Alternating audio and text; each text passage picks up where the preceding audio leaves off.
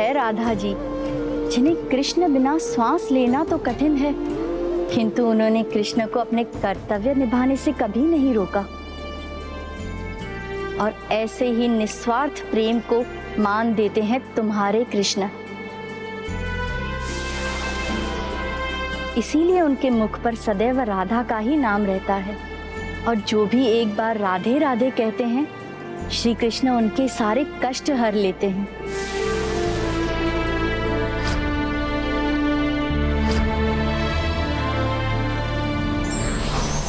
नारायण नारायण।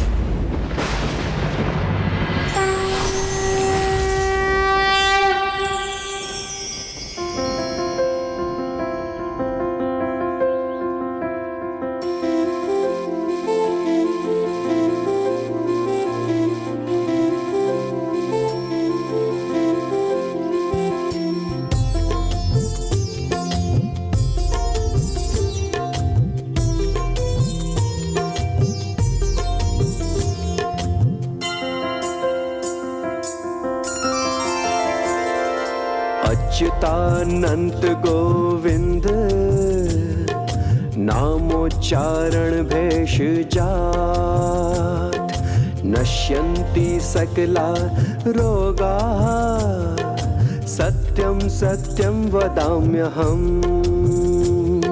शान्ताकारं भुजङ्गशयनं पद्मनाभं सुरेशं, विश्वाधारं गगनसदृशं मेघवर्णं शुभांगं, लक्ष्मीकान्तं कमलनयनं योगी विद्यार्यनगम्यं, वन्दे विष्णु भवभयहरं सर्वलोकैकनाथम्। यं ब्रह्मा वरुणेन्द्रो रुद्रमरुतः स्तुन्वानि दिव्यस्तवैवेदेः।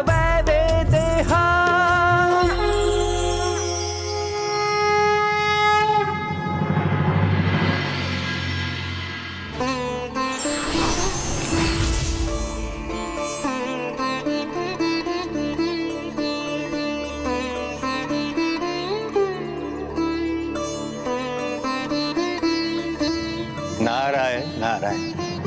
अद्भुत, अलौकिक। प्रभु, आपके इस दिव्य रूप के दर्शन पाकर मैं धन्य हो गया। ऐसा आभास हो रहा है प्रभु, जैसे निष्ठा, भक्ति और प्रभु प्रेम के महासागर में मैं गोते लगा रहा हूं। ये अद्भुत दृश्य देखकर तो हमारा हृदय ही पिघल गया प्रभु। प्रभु, आपके इस अनोखे स्वरूप के दर्शन समस्त संसार को देने की कृपा करें प्रभु। आपके मन की ये इच्छा भविष्य की आवश्यकता है देवर्षि नारद, जो अवश्य पूर्ण होगी। कलयुग में हम तीनों के ये स्वरूप जगत के कल्याण हेतु उत्कल प्रदेश के पूरी धाम में स्थापित होंगे। किंतु प्रभु, आपका स्वरूप कब और किस प्रकार में संसार के समक्ष प्रकट होगा? भविष्य में उचित समय आने पर, जब मेरा अलौकिक पूरी धाम लौकिक रूप में प्रकट होगा। इसलिए अपूर्ण नहीं है ये प्रतिमाएं, किंतु ये तो प्रभु श्री कृष्ण के जगन्नाथ रूप की, उनके भ्राता बलभद्र और बहन सुभद्रा के परम आनंद की अद्भुत अवस्था का प्रतीक है, जिसमें वो श्री कृष्ण लीला के श्रवण से पहुंचे थे।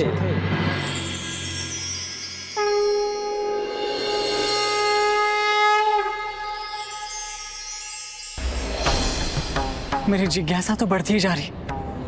बताइए ना, ये स्थान ये मंदिर अलौकिक से लौकिक कैसे हो? और ये प्रतिमाएं यहाँ कैसे प्रकट हुई? वो एक अलग कथा है, एक राजा की, जिसने इस संसार में इस अद्भुत कार्य को संपन्न किया। कौन थे वो राजा? राजा इंद्रद्युम्न।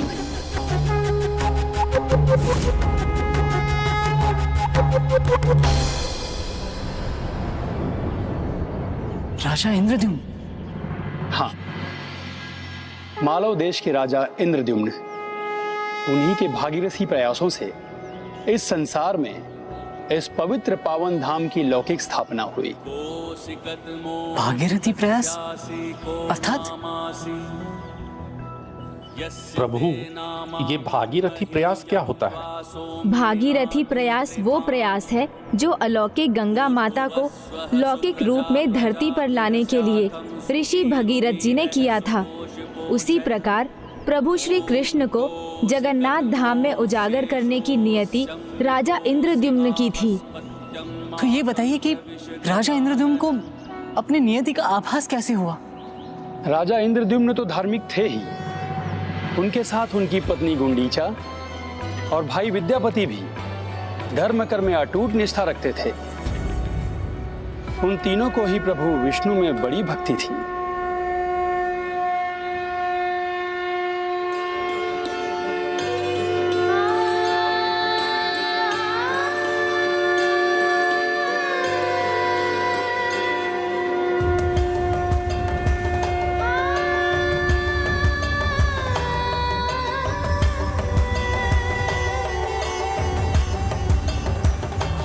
ओम जय नारायण हरे, स्वामी जय दीनानाथ हरे,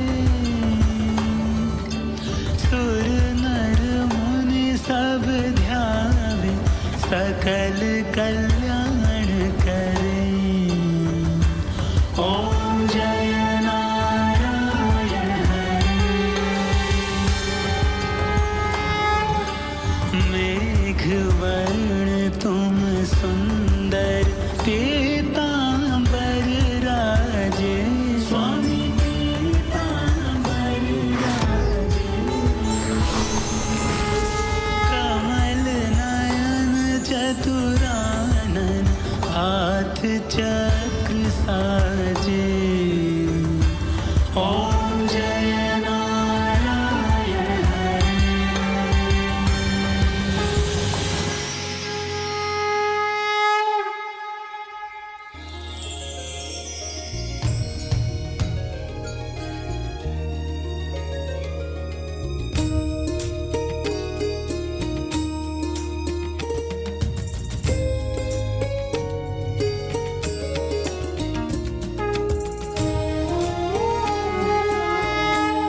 अनुज विद्यापति, रात्रि विश्राम से पहले एक बार अवश्य जांच कर लेना कि जो अनाज और वनस्पति सूखे से पीड़ित लोगों के लिए थे वो चले गए या फिर नहीं। भैया, मेरी निगरानी में ही सारी व्यवस्था हुई है, आप तनिक भी चिंता मत कीजिए। किंतु आपके निर्देशानुसार मैं एक बार पुनः देख लूंगा, ताकि कोई भी भूल होने की संभावना ही न रहे। प्रणाम।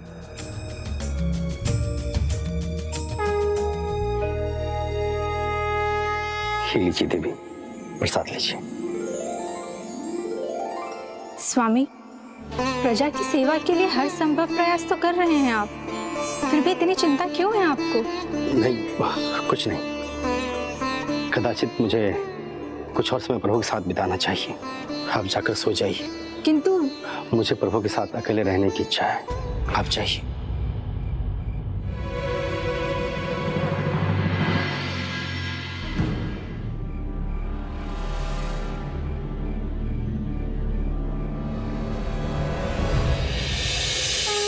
हे प्रभु, परिवार और प्रजा के प्रति अपने सभी कर्तव्य निभा रहा हूं, पर फिर भी ऐसा आभास क्यों होता है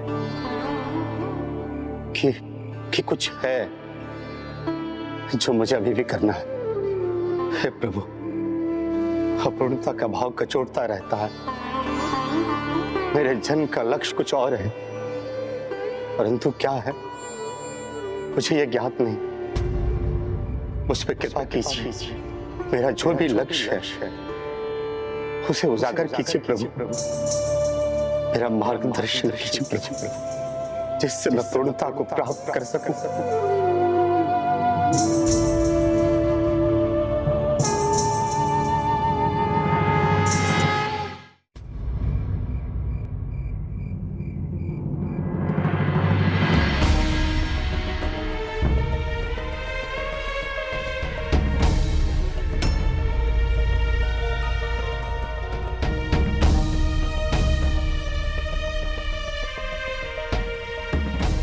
क्या हुआ है स्वामी को? ऐसी कौन सी चिंता है जो उन्हें खाए जा रही है? कुछ दिनों से सदा ही किसी विचारों में डूबे रहते हैं, अभी भी ध्यान में ही लीन है। क्या कारण हो सकता है इसका?